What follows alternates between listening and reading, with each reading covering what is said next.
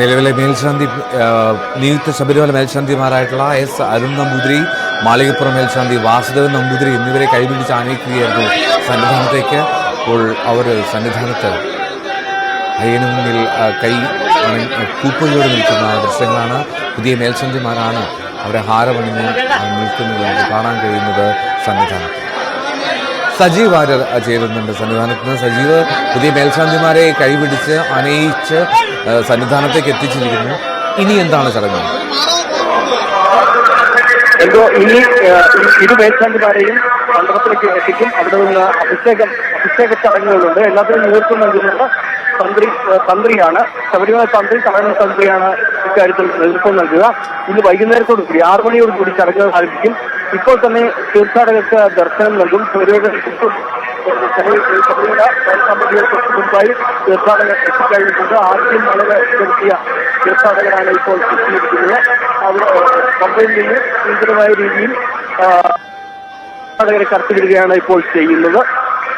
അല്പസമയത്തിനകം തന്നെ തീർത്ഥാടകർക്ക് ക്ഷേത്രത്തിലെ ഈ പ്രവേശനമുണ്ടാകും. ഇപ്പോൾ ഈശ്വര പന്ത്രമാരെയും മണ്ഡപത്തിലേക്ക് ആനയിച്ചിട്ടുണ്ട്. അവിടെ നിന്ന് അതായത് കൈപിടിച്ച് മേൽശാന്തി കൈപിടിച്ചാണ് ഇരു മേൽശാന്തിമാരെയും മണ്ഡപത്തിലേക്ക് ആനയിച്ചത്. ഇനി മറ്റ് ചടങ്ങുകളുടെ തുടക്കമാകും. അതോടൊപ്പം തന്നെ ദർശനവും തുടങ്ങും. ഇന്ന് 6:30 കൂടി നമുക്ക് അഭിഷേകം നടക്കും. അത് കഴിഞ്ഞാൽ ഇരു മേൽശാന്തിമാരെയും മാറും. ഇന്ന് രാത്രി 11 മണി വരെ ആണ്, അതായത് ഹരിദാസനം പാടി നട അടയ്ക്കുന്നത് വരെയാണ് കഴിഞ്ഞ വർഷം ചുമതലയേറ്റ ഇരു മേൽശാന്തിമാരും, അതായത് ശബരിമല മേൽശാന്തിയും മാളികപ്പുറം മേൽശാന്തിയും ഇവിടെ ഉണ്ടാകുക.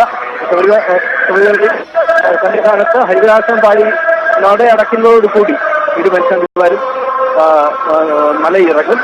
തുടർന്ന് നാളെ രാവിലെ 3 മണിയോടുകൂടി ശബരിമലയിലെ പുതിയ മേൽശാന്തി അരുൺ കുമാറിനെ കൂടിയും അതുപോലെ മാളികപ്പുറത്തെ വാസുദേവൻ നമ്പൂതിരിയും ഇരുവരുമായിരിക്കും ഇനി നടയിൽ, അതായത് നട തുറക്കുക.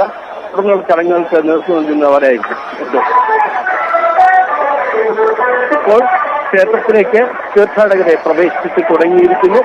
ഇനി അടുത്ത 7 മണിക്കൂറിലേക്കാം തീർത്ഥാടകരുടെ പ്രവാഹമായിരിക്കും. ഇന്ന് 30,000 തീർത്ഥാടകരാണ് ഓൺലൈൻ, അതായത് വെർച്വൽ ക്യൂ വഴി ബുക്ക് ചെയ്തിരിക്കുന്നത്. അതേസമയം 10,000-ഓളം പേർ എത്തുമെന്ന് വ്യക്തമായ കണക്കുകൾ ഇപ്പോൾ ലഭ്യമായിട്ടില്ല. സ്പോട്ട് ബുക്കിംഗ് സംബന്ധിച്ച കണക്കുകൾ ഇപ്പോൾ വ്യക്തമായ കണക്ക് ലഭ്യമായിട്ടില്ല. ഇത് സ്പോട്ട് ബുക്കിംഗ് നടക്കുകയാണ്. അങ്ങനെയാണെങ്കിൽ ഇന്ന് തന്നെ 40,000-ഓളം പേർ മല ചവിട്ടുകയും 18 പടി കയറി ദർശനം സ്ഥാപിക്കുകയും ചെയ്യും. അതിനുശേഷം നാളെ രാവിലെ 3 മണി മുതലാണ്, ഇന്ന് വിശേഷ പൂജകളൊന്നും തന്നെയില്ല, നാളെ രാവിലെ 3 മണി മുതലാണ് വൃശ്ചിക പുലരിയിൽ ദർശനം സാധ്യമാകുക. തുടർന്ന് 70 ദിവസത്തോളം നീളുന്ന മണ്ഡല മകരവിളക്ക് മഹോത്സവ കാലമാണ്. ഓരോ ദിവസവും 80,000-ൽ പരം തീർത്ഥാടകർ സന്നിധാനത്തേക്ക് എത്തിച്ചേരും എന്നാണ് കരുതുന്നത്. നേരത്തെ മന്ത്രി വി എൻ വാസവൻ നമുക്ക് പറഞ്ഞത് കൂടുതൽ തീർത്ഥാടകരെ കൂടി പ്രതീക്ഷിക്കുന്നുണ്ട്. കാരണം നേരത്തെ കഴിഞ്ഞ വർഷം തിരക്ക് കൂടുതലായിരുന്നു. അതിൽ കൂടുതൽ തിരക്കാണ് ഇക്കുറി അടക്കമുള്ള കാര്യങ്ങൾ, വെർച്വൽ അടക്കമുള്ള കാര്യങ്ങളിൽ ബുക്കിംഗ് നടക്കുന്നത്. അതായത് ഈ മാസം 29 വരെയുള്ള ബുക്കിംഗ് എല്ലാം തന്നെ പൂർത്തിയായി കഴിഞ്ഞു. ഇനി ഒരു സ്ലോട്ടും ബാക്കിയില്ല. അതിനുശേഷം ഈ 30-ാം തീയതി ചില സ്ലോട്ടുകൾ മാത്രമാണ് ഇപ്പോൾ ബാക്കിയുള്ളത്. അങ്ങനെയെങ്കിൽ നവംബർ 30 വരെയുള്ള എല്ലാ ബുക്കിംഗും ഇന്നത്തോടു കൂടി തന്നെ പൂർത്തിയാകും എന്നാണ് നമുക്ക് മനസ്സിലാക്കാൻ സാധിക്കുന്നത്. അതായത് ഇപ്പോൾ തന്നെ വലിയ തോതിലുള്ള തീർത്ഥാടക പ്രവാഹം ശബരിമലയിലേക്ക് ആരംഭിച്ചിരിക്കുന്നു എന്ന് വേണമെങ്കിൽ പറയാം. തീർത്ഥാടക പ്രവാഹമാണ്. തീർത്ഥാടകരെ 18-ാം പടി കയറ്റി മുകളിലേക്ക് വിട്ടു തുടങ്ങി. ഇപ്പോൾ തീർത്ഥാടകർ അണമുറിയാതെ എത്തുകയാണ് സന്നിധാനത്തേക്ക്. മണ്ഡലകാല തീർത്ഥാടനം തന്നെ തുടക്കമാകുന്നു. ശബരിമല മണ്ഡലകാല പൂജകൾക്കായി 4 മണിക്കാണ് നട തുറന്നത്.